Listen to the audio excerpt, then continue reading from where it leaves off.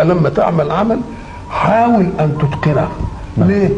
لان ان كان العمل لك يبقى انت بتعمل لنفسك، وان كان العمل عائد على غيرك يبقى انت بتشيع خيرك على الناس. الله. مش بتبعزع شرك على الناس. بتشير خيرك.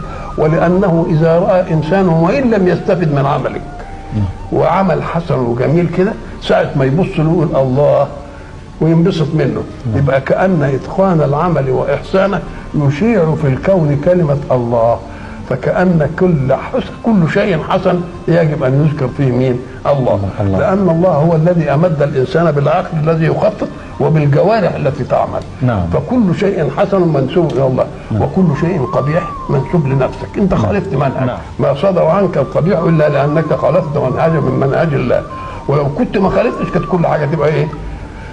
تبقى كل حاجة جميلة.